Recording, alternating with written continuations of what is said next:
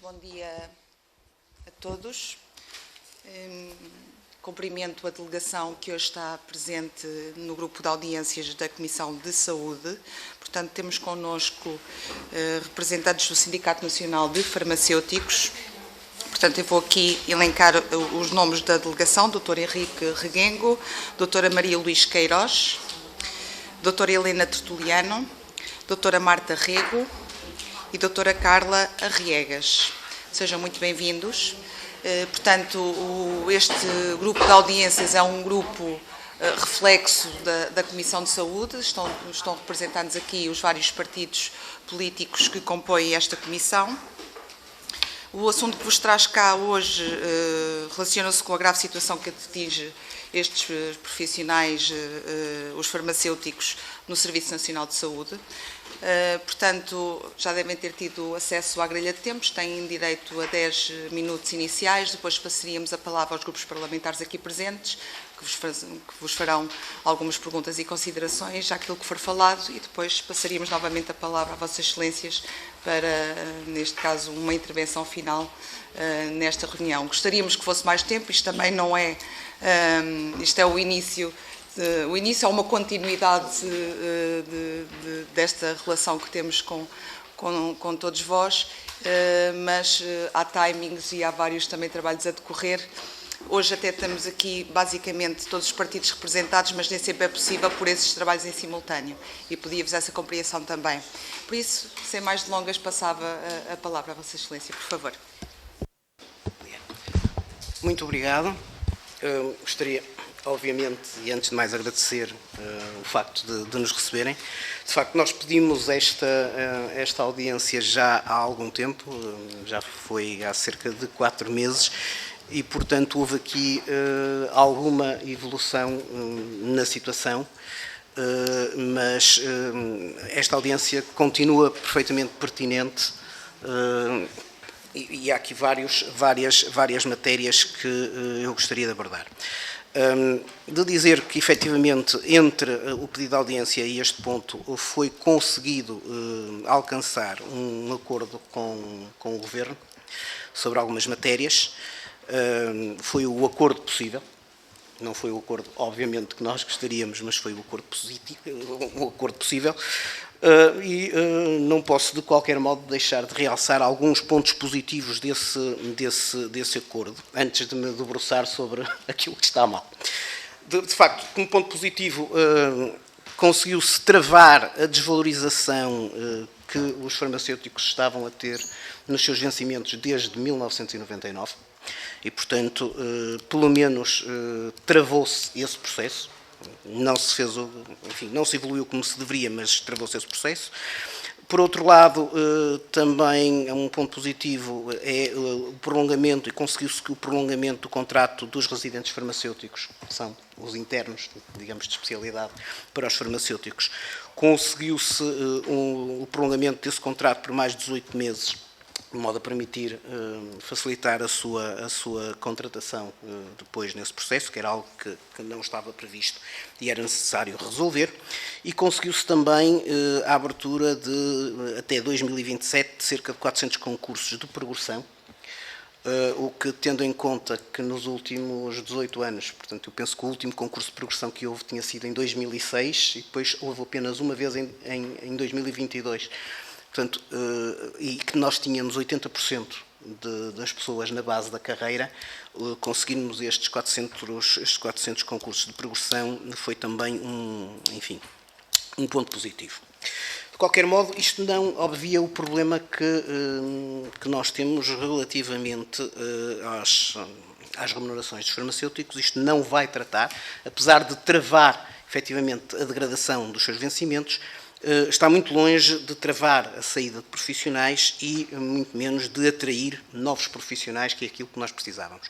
Eu gostaria, deixe-me só, se possível, ok?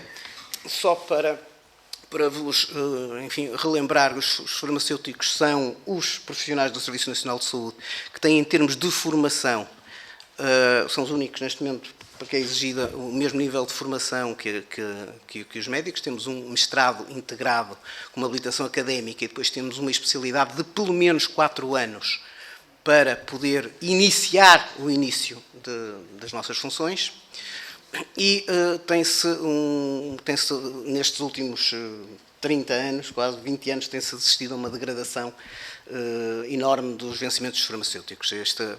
Nós tínhamos inclusivamente um parecer do antigo secretário de Estado sobre este tema, em que claramente diz que os farmacêuticos foram os únicos profissionais de saúde que tiveram efetivamente uma degradação. Porque é que eu digo que, apesar enfim, do acordo que foi alcançado, isto não vai atrair novos profissionais? Isto aqui tem graficamente a evolução de 2008 a 2024 e de 2008 a 2027 dos vencimentos das diversas profissões em TRUs. E quando nós comparamos desse modo, nós vemos que, relativamente aos outros profissionais, por exemplo, a carreira médica, entre 2008 e 2024 teve uma progressão de 27, eu depois poderei explicar como é que são feitos os cálculos, de 27 TRUs e, relativamente a 2027, serão à volta de 32, 34. A carreira da enfermagem teve à volta, até 2024, de 8, e agora, com o acordo alcançado com o Governo, vai para 14. Os técnicos de diagnóstica terapêutica tinham 8, ainda não alcançaram agora, enfim, estão em negociações e, portanto, ainda não saberei quando vai. Mas os farmacêuticos tiveram, durante, portanto, 2008 até 2024, tinham tido uma progressão de 3 TRUs, e o acordo que agora alcançaram leva-nos para 9. O que quer dizer que o acordo alcançado não nos repõe sequer a situação relativamente aos outros profissionais que nós tínhamos em 2008. E é por isso que eu digo que, apesar de, obviamente, este acordo ter sido positivo na medida em que trava a desvalorização, ele está muito longe de ir atrair novos profissionais ou de travar até a saída de colegas que neste momento encontram no setor privado uma melhor oportunidade profissional. Isto só para vos demonstrar, em 2027 a situação tal como está, e relembro-vos que estou a comparar profissões com um nível académico e profissional semelhante, os médicos e os farmacêuticos, aquilo que nós podemos ver é que, para um farmacêutico alcançar o vencimento que o médico tem na base da carreira, nós temos que ter um farmacêutico no topo da carreira e, provavelmente, se aplicarmos o CIADAP, com cerca de 18 a 20 anos no topo da carreira. Portanto, há uma disparidade de reconhecimento de qualificações que este acordo não veio corrigir minimamente. O que, enfim, poderia-se... Nós sabemos que nos diferentes países as várias profissões são remuneradas de diferentes modos, mas se nós olharmos à nossa volta, nós vemos que em Espanha os farmacêuticos têm o mesmo nível remuneratório que os médicos, em França têm os mesmos níveis remuneratórios que os médicos, em Marrocos têm os mesmos níveis remuneratórios que os médicos, em Portugal aquilo que nós temos foi aquilo que eu acabei de vos mostrar. Um farmacêutico no topo ganha menos do que um médico na base.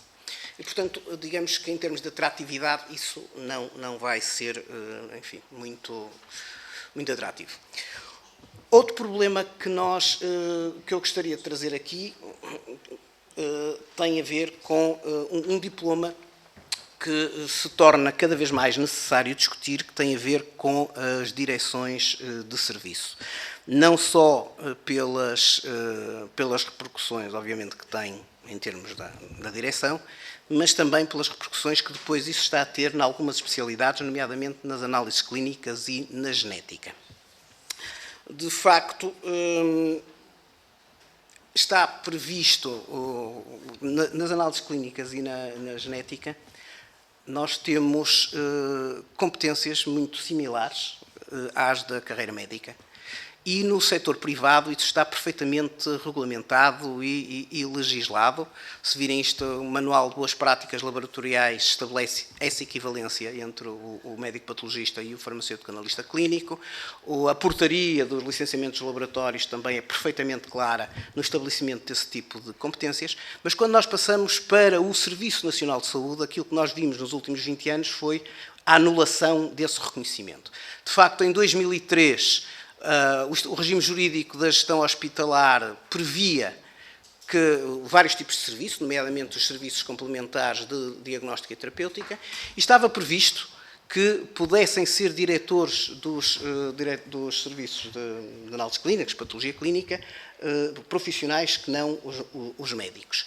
Infelizmente, desde 2003 para cá, aquilo que se observou foi a anulação dessa regulamentação. Passamos a falar, inclusive, em serviços assistenciais e a dizer que apenas médicos podem ser os seus diretores. E, embora o próprio Estatuto Jurídico do Serviço Nacional de Saúde ainda mantenha os 3 tipos de serviços e declare que existem serviços de ação médica, serviços de meios complementares de diagnóstica terapêutica e serviços de apoio, depois ele não é claro na clarificação de o que é o quê, e, portanto, aquilo que se tem assistido é ao afastamento completo dos farmacêuticos de lugares de chefia no Serviço Nacional de Saúde. Isso tem repercussões sérias, que é por isso que eu trago este tema aqui. Nomeadamente, tem logo a repercussão de os farmacêuticos estarem a desaparecer do Serviço Nacional de Saúde como analistas clínicos. Nos últimos 20, 30 anos, aquilo que se tem assistido é que quando sai um farmacêutico, entra um médico. Isto é, obviamente, fruto das direções de serviço serem exclusivamente de uma classe que trabalha connosco, tem o mesmo nível de qualificações que nós para esta especialidade, mas depois tem bastante poder dentro das instituições. E, portanto, quando é preciso escolher, escolhe-se, obviamente, um médico e deixa de haver farmacêuticos. Portanto, nós seremos... Eu não tenho números certos, porque a própria SSS não tem estes números certos, mas eu estimo que seremos menos de metade dos farmacêuticos que existiam quando, há 30 anos, nós iniciamos aqui funções. Isto tem repercussões não só no número de farmacêuticos, mas depois no próprio exercício profissional dos farmacêuticos, porque eles estão a ser claramente inibidos de poder exercer aquilo que são as suas competências.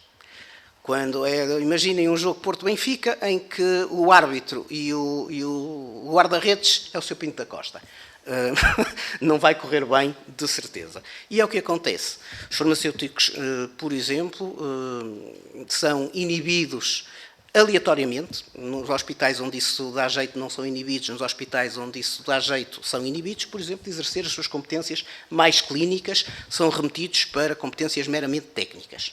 São, por exemplo, impedidos de fazer serviço de urgência. Nós temos situações caricatas em que temos hospitais em que os médicos estão a fazer urgências extraordinárias, porque não há médicos que cheguem, e depois temos 11 farmacêuticos especialistas que poderiam perfeitamente fazer essas urgências e que não lhes é permitido.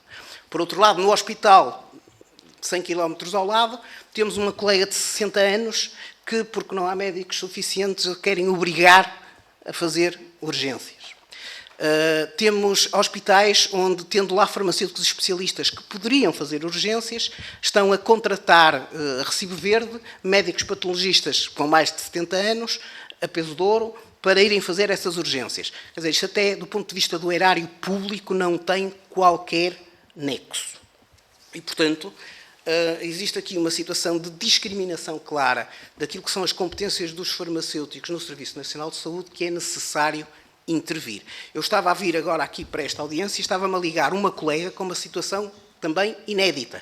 Uma colega de um hospital em que o seu diretor, que por acaso, neste caso, é médico, e que queria que elas fossem aprender a fazerem mielogramas, porque efetivamente não têm médicos que cheguem no serviço para fazer essa matéria, e portanto queriam que os nossos colegas fossem também a outros hospitais onde têm mais experiência para eles também se prepararem para fazer isso, e portanto ele próprio pediu a um outro hospital para darem essa formação a esses nossos colegas, e a resposta que têm do outro hospital é: não damos esse tipo de formação a farmacêuticos.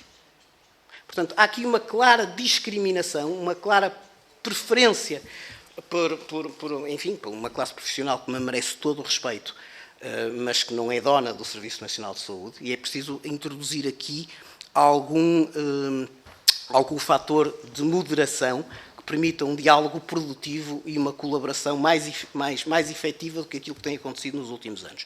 E eu era para ter trazido e apresentar a esta Comissão essa proposta. Não foi, os nossos serviços jurídicos atrasaram-se um pouco, mas eu penso que seria muito útil começarmos a pensar em Portugal em introduzir, tal como existe em Espanha, uma Comissão Nacional da Especialidade que tivesse membros quer do Ministério, quer das próprias ordens profissionais, para, nas matérias que dizem respeito a estas especialidades, poder haver aqui um órgão de moderação e de diálogo que faça com que a adequação da legislação que, entretanto, é produzida não aconteça e não saia como tem, obviamente, saído, que é ignorar por completo uma classe profissional a quem o próprio Estado reconhece esse tipo de competências. E haveria muito mais matérias para falar, mas 10 minutos é pouco. Muito obrigada por estes esclarecimentos iniciais. Passava agora a palavra aos grupos parlamentares aqui presentes e dava a palavra ao grupo parlamentar do PSD com a senhora deputada Andréa Bernardo. Muito bom dia a todos. Gostaria de agradecer, antes de mais, a presença do sindicato hoje aqui, na pessoa do Dr. Henrique e na restante delegação que hoje também está aqui presente, bem como a oportunidade que hoje nos trazem mais alguma informação. E tal como o Dr. Henrique hoje também já nos disse aqui, este pedido de audiência tinha um objetivo, tinha um alerta. Este alerta que durava desde 1999, mas e bem desejaram na mesma voltar à Casa da Democracia também para falarem connosco, que é sempre importante. Há sempre algo a melhorar e nós temos essa noção. Mas gostava de deixar claro que para o PSD os farmacêuticos são fundamentais no SNS. São eles que garantem a gestão e a segurança no circuito do medicamento, tão bem vocês o sabem, desde a seleção, à aquisição, à dispensão até ao acompanhamento do doente. Mas não há medicamentos sem farmacêuticos e não há hospitais funcionais sem a vossa intervenção especializada. Mas gostava de partilhar que desde o início deste mandato o atual Governo assumiu um compromisso sério com a valorização de todos os profissionais de saúde. E quando digo todos, são todos. E em menos de um ano foram celebrados acordos com os médicos, com os enfermeiros, com os técnicos do INEM e, naturalmente, com os farmacêuticos, que esse era um dos nossos objetivos e alguns de vós que estão hoje aqui presentes já tivemos outras reuniões desde o início do mandato e era algo que nós queríamos cumprir. E no que toca especificamente a este acordo, este diálogo construtivo que aconteceu entre o Governo e o sindicato, que se iniciou em abril, tão bem o sabem, culminou então numa assinatura de um acordo que nós acreditamos que seja histórico. Não vamos, naturalmente, que existem várias opiniões, há sempre algo a melhorar, mas atualmente nós sabemos que foi histórico porque melhorou algo que não acontecia há muitos anos. Este acordo prevê essa valorização remuneratória, faseada naturalmente entre 25 e 27, com aumentos até 300 euros mensais, e inclui ainda uma revisão na legislação da residência farmacêutica e a abertura das 400 vagas na progressão da carreira até 2027. Mas naturalmente, e também percebemos hoje aqui, que ainda há aspectos a melhorar. E há desafios também. O SNS conta atualmente com cerca de 800 farmacêuticos e dizemos isto novamente, porque são dados que às vezes não são tão claros ou muitas vezes não se sabe, e em 400 residentes em formação, mas que são necessários mais para ajudar os hospitais, para ajudar os médicos, para ajudar, acima de tudo, os doentes. E, contudo, estima-se que é necessário cerca de mais 500 farmacêuticos. Prevê-se uma reforma, e isto foi algo que nós também já falámos em diversas audições e audiências, cerca de 30 farmacêuticos ainda este ano, acentuando uma maior necessidade ainda mais destes recursos humanos. E no final de 2024, apenas 4,1% dos doentes em 34 unidades locais de saúde tiveram consultas de reconciliação terapêuticas a quando da alta hospitalar, evidenciando então esta importância do papel farmacêutico da continuidade dos cuidados, tal como os artigos que hoje também aqui nos apresentou que necessitam então desta revisão. E o PSD, e digo isto com muita firmeza, tem estado atento e comprometido com esta realidade. E o grupo parlamentar do PSD, aqui na Assembleia da República, também já reuniu com diversos grupos, como também já o disse, alguns de vocês aqui que também já tivemos em outros momentos, bem como também a Ordem dos Farmacêuticos, que também já estiveram aqui presentes e também já debatemos este assunto. E é nosso objetivo garantir que o SNS seja capaz de atrair mais farmacêuticos e de reter, não só atrair, como também reter e valorizar estes profissionais. E o caminho para um SNS mais forte e sustentável passa pela dignificação de todas as carreiras de saúde, naturalmente com vocês também, que não podem ser esquecidos, que era algo que tinha acontecido, e vocês sabem melhor do que ninguém que quando este governo tomou posse, teve de olhar para a saúde de uma forma que não era olhada há muitos anos, e é isso que estamos naturalmente a fazer. E o compromisso que o Governo assumiu tem de ser cumprido com a devida celeridade, temos essa noção, ou há muito para fazer em pouco tempo, queríamos fazer mais, mas estamos a tentar fazer o mais rapidamente possível, em permanente diálogo com todos os profissionais de saúde, seja sindicatos, seja grupos formais ou seja grupos informais, para que esta celeridade também existe esse compromisso. Por isso, para terminar, gostava apenas de vos dizer que podem contar connosco, naturalmente, para soluções concretas, estruturais. Caso queiram partilhar também mais alguma informação connosco, estejam completamente à vontade, porque a melhoria das condições dos farmacêuticos, e não só, é essencial para a melhoria dos doentes, que é isso que eu acredito também que cada vez que vocês acordam todos os dias e vão trabalhar, é para eles que vocês estão a trabalhar. Obrigada. Muito obrigada, Sra. Deputada. Passava agora a palavra ao Partido Socialista, à Sra. Deputada Susana Correia. Muito obrigada, Sra. Deputada Coordenadora. Cumprimentar o Sr. Presidente, Dr. Henrique Reguengo, e na sua pessoa cumprimentar toda a delegação aqui neste grupo de trabalho na Comissão de Saúde. Depois de analisar o pedido de audiência, e que é de outubro ou de novembro, percebemos que, em virtude de termos em janeiro de 2025 a notícia no site do Serviço Nacional de Saúde de que teria alcançado novo acordo de reforço à valorização profissional dos farmacêuticos do Serviço Nacional de Saúde, confesso que estava à espera de ter outra intervenção aqui da parte do sindicato, mas a verdade é que ainda temos aqui um caminho longo pela frente, portanto, certamente vamos nos encontrar mais vezes. Mas eu tinha 5 pontos que gostava de aproveitar a vossa presença cá para colocar. O primeiro ponto tem a ver com a evolução dos profissionais de saúde, e aqui também os farmacêuticos. E o Sr. Presidente falou-nos do ano de 1999 até ao momento. E eu pergunto se não é de valorizar, por exemplo, a criação da carreira do farmacêutico em 2008. Se não é de referir esta data tão importante para o farmacêutico. E pergunto se não é de referir também a questão, por exemplo, em 2023, em que começamos a dar um papel diferente ao farmacêutico da farmácia comunitária. O papel que começa a ser central nesta integração de cuidados. Se não é de valorizarmos, até para não perdermos esta progressão, se não é de valorizar essa melhoria no papel do farmacêutico. Depois, gostava também, tinha aqui um terceiro ponto, tinha a ver com o contributo do farmacêutico na construção deste plano de emergência e transformação da saúde.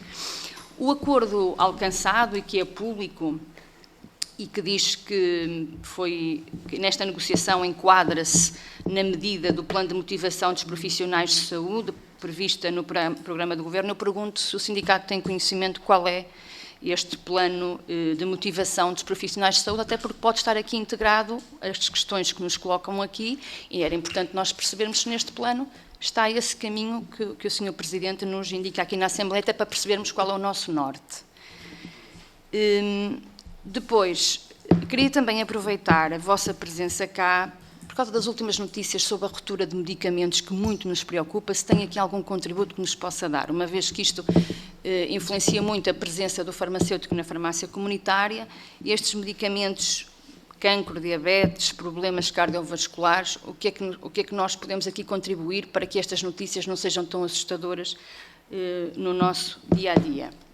E tinha também aqui um último ponto, que tem a ver com um conjunto de injustiças que, através dos sindicatos, das ordens e das associações profissionais, têm feito chegar a esta Assembleia, e bem, e nós estamos com elas em agenda para tentar perceber o ponto de situação da sua resolução, que tem a ver, dentro do SNS, aquelas injustiças que estão identificadas, e vocês têm isso bem identificado, se bem me recordo, os contratos CITES, os contratos em função pública, o termos ainda farmacêuticos ou não, ou está resolvido, era a carreira, era o técnico superior de saúde, depois passou para a carreira farmacêutica, se já temos esta situação toda ultrapassada, e se efetivamente também temos estas injustiças que ainda temos sobre os farmacêuticos, sobre estes profissionais, se também foram colocados à tutela e se temos aqui algum cronograma para podermos acompanhar. Muito obrigada.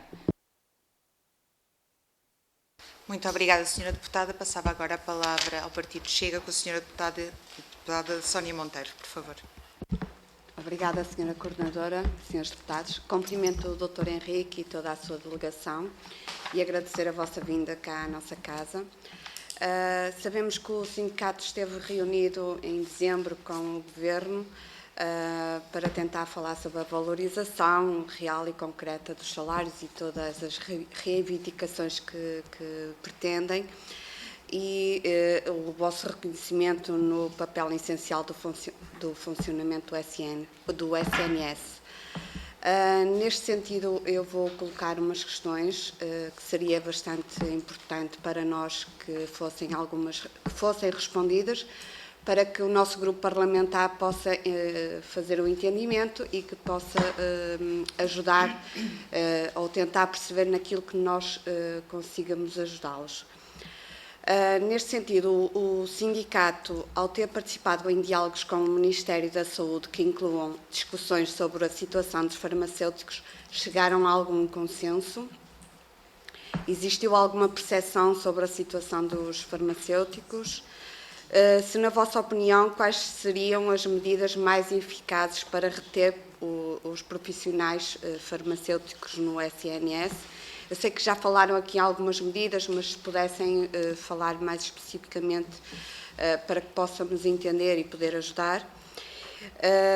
De que forma as dificuldades enfrentadas podem afetar a colaboração dos farmacêuticos na prestação de cuidados de saúde? E, na vossa opinião, quais seriam as medidas mais eficazes para reter os farmacêuticos no SNS? Estas são algumas das questões que temos para vocês e para podermos, então, chegar a um consenso e trabalhar no sentido de ajudá-los. Muito obrigada. Muito obrigada, Sra. Deputada. Passava agora a palavra ao Bloco de Esquerda, a Sra. Deputada Marisa Matias, por favor. Muito obrigada, Sra. Presidente. Eu também as boas-vindas à delegação que aqui está hoje e creio que é muito importante que tenham vindo, apesar de ter havido alterações em relação ao primeiro pedido de audiência, mas, como disse e muito bem, estamos longe de ter esgotado as matérias que deram origem a esse pedido de audiência. Infelizmente, se calhar teremos matéria para várias ao longo dos próximos anos, espero que não, que as coisas vão resolvendo. Seja como for, obviamente, todos os passos que possam dar no reforço da carreira são importantes, percebemos, contudo, que o atraso é muito significativo e que o que está em falta é de tal ordem de grandeza que mesmo este acordo acaba por não tocar em questões essenciais e por isso eu, na sequência, aliás, de outras manifestações públicas vossas e reivindicações e que vamos acompanhando, queria colocar-vos algumas questões muito específicas para percebermos também de que forma podemos melhor acompanhar a evolução pós-acordo e o que está para fazer em termos de futuro. Como foi referido, foi possível com este acordo travar a desvalorização salarial que existia desde 99, contudo não foi possível repor a situação salarial. E a esse respeito, quais seriam, neste momento, as medidas mais urgentes de atualização das grelhas salariais das carreiras correspondentes, de forma a repor o poder de compra perdido desde que houve a última atualização a sério, que já foi há muito tempo, e, portanto, sei que foi dado um passo muito pequeno, o que é que nós podemos reivindicar no sentido de fazer cumprir essa reposição salarial que é necessária. Depois, uma outra questão, que era uma questão de fundo e foi aqui também referida, tem a ver com a integração no Serviço Nacional de Saúde de todos os trabalhadores farmacêuticos em situação precária. E, portanto, foi referido em relação ao acordo de que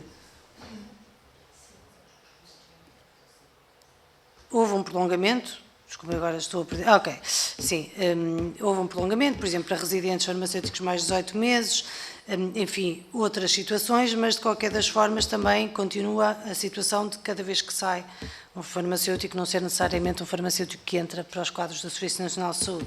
E nesse sentido, a minha pergunta muito específica tem a ver também com isso. O que é necessário fazer para assegurar todos os farmacêuticos que estão, para integrar na carreira aqueles que são em situação precária, ou seja, se este acordo prevê a totalidade dessas situações ou não, e se não prevê, o que é necessário fazer. Depois, uma terceira questão tem a ver com o tempo de serviço. E a este respeito, de que forma é que ficou consagrada a contabilização do tempo de serviço em termos de progressão na carreira? E, mais uma vez, de que forma é que deveria ter sido considerada, caso não esteja totalmente considerada essa reivindicação? E também, se o acordo prevê ou não a abertura de vagas para progressão em número suficiente? E se não for o caso, o que é necessário fazer a este respeito?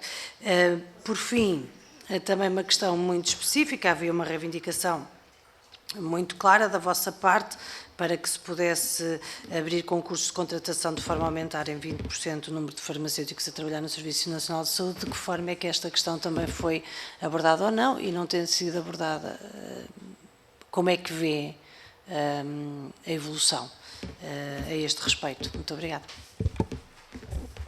Muito obrigada, Sra. Deputada. Agradeço a todas as vossas intervenções. Passava agora a palavra à delegação para as suas considerações finais. Muito obrigado.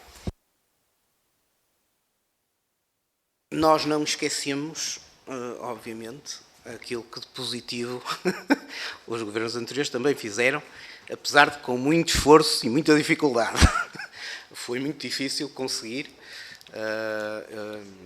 por exemplo, implementar a carreira farmacêutica, e mesmo essa foi no feito com condicionalismos que já não faziam sentido na altura. Mas, apesar de tudo, obviamente que registamos como uma medida positiva a implementação da carreira, assim como a da residência, embora a residência, e também não posso deixar de dizer, também demorou 5 anos depois a ser implementada. Portanto, tudo aquilo, este é um problema, tudo aquilo que se passa com os farmacêuticos no Serviço Nacional de Saúde é sempre extraído a ferros. De facto, como disseram, nós somos 800 a 1000 agora, inclusive se metermos os residentes, somos claramente insuficientes para as tarefas que hoje em dia nos são acometidas. E isso vem, por um lado, pelo facto daquilo que nós fazemos estar normalmente oculto do público. Nós trabalhamos um bocadinho para os outros profissionais de saúde. É preciso dar um salto que noutros países já foi, por exemplo, no que diz respeito à farmácia clínica, os farmacêuticos saírem para a enfermaria, participarem mais ativamente na visita médica. É algo que lá fora é normal, em Portugal ainda se está a dar os primeiros passos. Por outro lado, também muitas das coisas que nós fazemos são feitas diretamente para os outros profissionais de saúde e nós salvamos vidas, mas ninguém vê. Por exemplo, a farmacocinética que nós fazemos em alguns hospitais, porque não há farmacêuticos para os fazer em todos os hospitais, mas nos sítios onde nós fazemos, nós todos os dias ajustamos terapêutica que faz com que doentes que estavam a tomar água passem a tomar um medicamento na dose correta e, portanto, ele eficaz, e doentes que estão a tomar doses tóxicas seja suspendida ou seja ajustada a dose e eles passem a ter, efetivamente, doses eficazes. Isso traduz, obviamente, quer em vidas salvas, quer em milhões de euros que o Serviço Nacional de Saúde gastaria com esses pacientes se essa situação não fosse acautelada e que passam a ser poupados. E, portanto, nós trabalhamos, eu diria, no Serviço Nacional de Saúde, trabalhamos mais para os outros profissionais de saúde, quase, ou pelo menos é mais visível para os outros profissionais de saúde, que para a sociedade e para a classe política. Daí que é muito difícil 800, perdoem-me a expressão, 800 marmanjos no meio de 140 mil funcionários do Serviço Nacional de Saúde, por vezes, fazerem-se ouvir. Apesar da importância que depois isso tem, quer em termos clínicos para os nossos utentes, quer em termos económicos para o Serviço Nacional de Saúde. E, portanto, quando me perguntam se nós somos suficientes, não somos. Claramente, não somos suficientes na farmácia hospitalar, onde os colegas se debatem diariamente com dificuldades para conseguir fazer as suas tarefas de rotina e onde muito destas intervenções farmacêuticas que se podiam traduzir em benefício para o doente não são sequer possíveis de implementar, porque não há farmacêuticos sequer para pensar nisso. E, portanto, é claramente necessário aumentar o número de farmacêuticos. E já nem falo nas outras especialidades, nas análises clínicas e na genética, onde acontece exatamente o contrário. O caminho que está a acontecer é o da anulação de farmacêuticos nessas especialidades, porque são sistematicamente preteridos em função de outros. E, portanto, isto é algo que é preciso intervir e é algo que nós temos consciência que, se não vier de cima para baixo, nada vai acontecer. A nível das instituições, aquilo que acontece, a política que está instituída, aquilo que é visto como normal, é este caminho de não aumentar o número de farmacêuticos na farmácia hospitalar e diminuir os farmacêuticos nas análises clínicas e na genética. Portanto, isto aqui é necessária uma intervenção do Parlamento, é necessária uma intervenção clara do Governo. Quanto ao acordo, não vamos ter aumento de profissionais se efetivamente não tivermos uma carreira atrativa. E o problema das remunerações não serem atrativas não tem a ver só com o valor em si. Vamos ser francos. Para quem não tinha aumentos desde 1999, o aumento que conseguimos agora, em termos absolutos, não se pode dizer que seja discipiante. Quer dizer, mas isso não corrige um problema de base que nós temos, que é o estatuto da profissão dentro do Serviço Nacional de Saúde. Vocês viram aquele slide onde, apesar de nós, para exercermos a nossa profissão, temos que ter um mestrado integrado e uma especialidade de 4 anos, apesar de, por exemplo, na especialidade de análises clínicas, haver legislação portuguesa que nos coloca o mesmo nível de responsabilidades que coloca, por exemplo, aos médicos patologistas clínicos. Depois, quando nós vemos esses profissionais lado a lado no Serviço Nacional de Saúde a exercer as suas profissões, o farmacêutico ganha metade do que ganha um médico. E quando nós olhamos para o lado, para a Espanha, quando olhamos para a França, quando olhamos para a Bélgica, quando olhamos para Marrocos, aquilo que vemos não é isso. Nós vemos o estatuto da profissão respeitado. E, portanto, isto hoje, em termos de atrairmos os farmacêuticos para o Serviço Nacional de Saúde, não é só uma questão do valor absoluto, é uma questão do respeito que as pessoas sentem que, quando vão para o seu local de trabalho, lhes é dado. E eu, nesse aspecto, posso falar por mim, porque estou há 33 anos no Serviço Nacional de Saúde e, efetivamente, o estatuto que eu sentia que tinha quando entrei e o respeito que eu sinto que hoje a profissão tem dentro do Serviço Nacional de Saúde é da água para o vinho. E, portanto, eu hoje não recomendaria a um filho meu que integrasse o Serviço Nacional de Saúde. Se fosse farmacêutico, obviamente. Porque, efetivamente, existem inúmeras outras oportunidades. Não há desemprego na classe farmacêutica.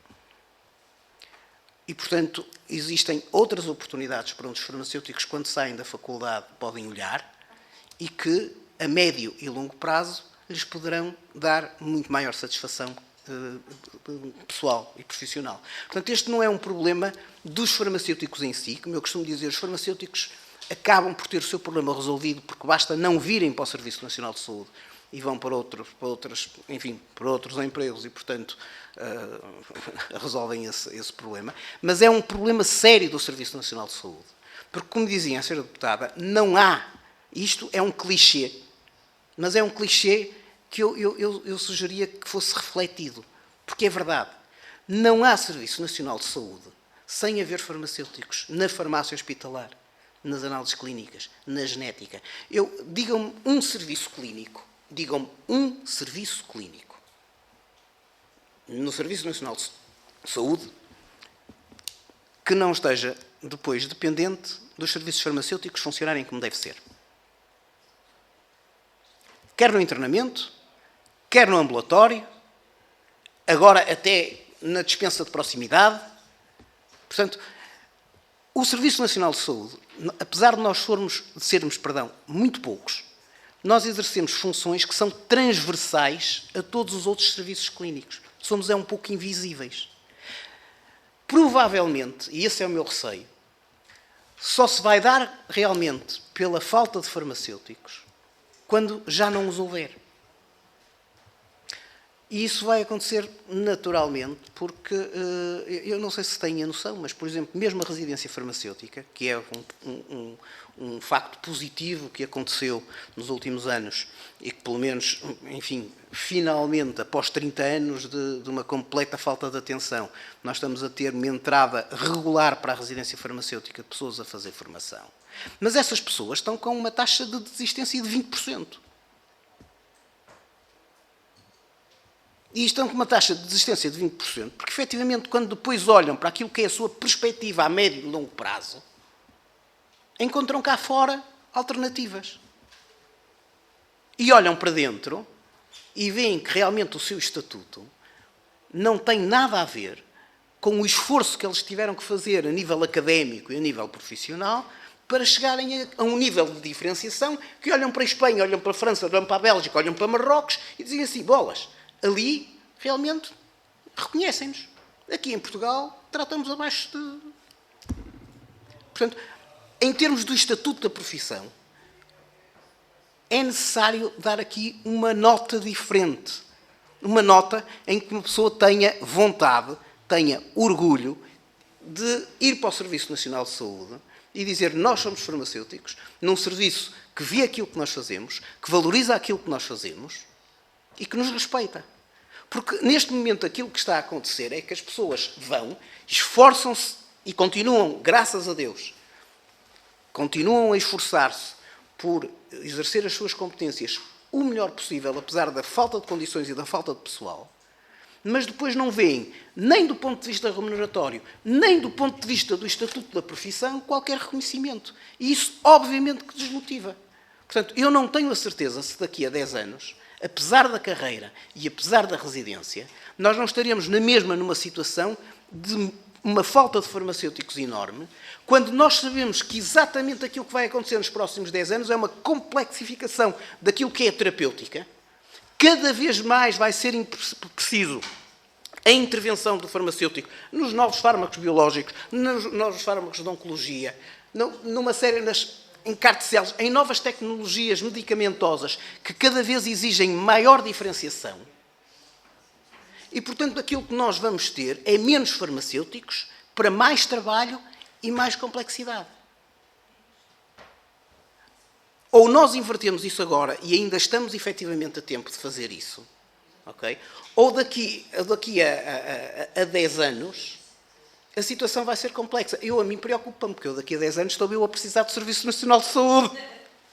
Não é? Aqui os meus colegas mais novos eventualmente terão, mas efetivamente aquilo que vai acontecer é que nós temos um Serviço Nacional de Saúde de qual nos podemos orgulhar, dentro de 10 anos, não estaremos certamente a fazer aquilo pelos nossos utentes que poderíamos estar a fazer, porque não demos atenção a uma área que é um bocadinho invisível, mas que quem tem responsabilidades políticas e quem tem responsabilidades nas instituições tem a obrigação de se aperceber que é uma área fundamental. É aquele parafusozinho que, se não está apertado, o motor não funciona. E é nesse aspecto que eu vos pedia, como Comissão Parlamentar de Saúde, que dessem atenção e que tentassem efetivamente fazer aqui uma alteração de política. Eu diria, e agora peço-vos desculpa, mas fazer um comentário que é transversal a todos os partidos políticos. Isto não é só os farmacêuticos, aquilo que eu sinto é que qualquer grupo profissional que tenha uma dimensão relativamente reduzida e que seja um bocadinho mais invisível para o público, fica refém dos jogos político-partidários. Porque os governos não têm coragem, por vezes, de ir um pouco mais longe e corrigir situações que, embora reconheçam claramente que necessitam de ser corrigidas, depois não têm coragem de dar o passo à frente e de dizer: nós fizemos isto a esta classe profissional porque este motivo. E não têm coragem de fazer isso, obviamente por falta de coragem política, mas porque depois também têm, da parte das oposições, um certo aproveitamento político de quando eles fazem isso. E, portanto, as classes profissionais que têm uma dimensão relativamente pequena e que são pouco visíveis ficam reféns deste jogo político e assistimos a esta situação de estarmos há 30 anos, né, desde 1999, que os farmacêuticos não tinham uma revisão da sua tabela remuneratória. E que, quando ela é feita de modo que nem sequer os valores relativos a 2008 foram recuperados. E não foi porque não houvesse margem financeira para o fazer. Portanto, é necessário que os partidos políticos, no seu conjunto, tenham um pouco mais de sensibilidade para, quando olham para estas matérias, se aperceberem de quando é que é positivo fazerem um bocadinho daquilo que é o jogo político normal e quando é que é preciso olhar um bocadinho mais profundamente e permitir que alterações que tenham que ser efetivamente feitas para o bem comum também o sejam.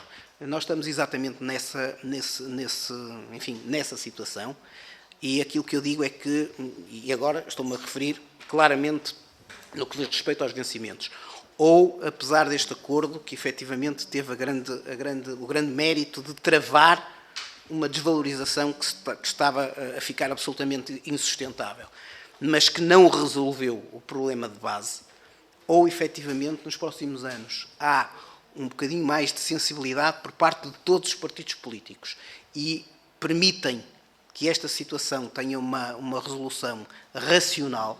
Já não estou a dizer que é uma solução que os sindicatos querem, estou a dizer que é uma solução racional que possa ser falada, negociada, mas que tenha uma base científica para a sua aplicação.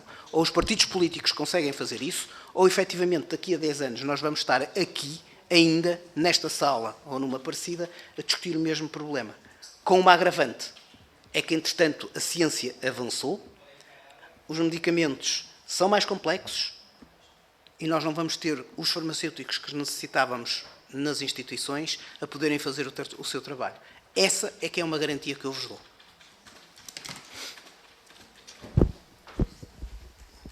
Eu peço desculpa, mas vamos ter mesmo de terminar porque temos mais uma audiência já a seguir e peço imensa desculpa por isso, mas faz parte dos trabalhos, como disse inicialmente. Queria agradecer a vossa presença, agradecer a luta e a forma como nos têm transmitido esta questão. Não aqui colocando a opinião política de cada partido, mas a questão dos farmacêuticos, até um bocadinho pela sensibilidade que falou agora no final, tem sido debatida de forma muito séria desde o início desta legislatura. Portanto, é sinal que vocês também estão a conseguir transmitir esse facto, mas que aqui na Assembleia da República também estamos a ter muita atenção perante a vossa questão e a vossa profissão. Por isso, terminava assim desta forma. Até breve e muito obrigada pela vossa presença. Nada, nós é que Muito obrigada. agradecemos.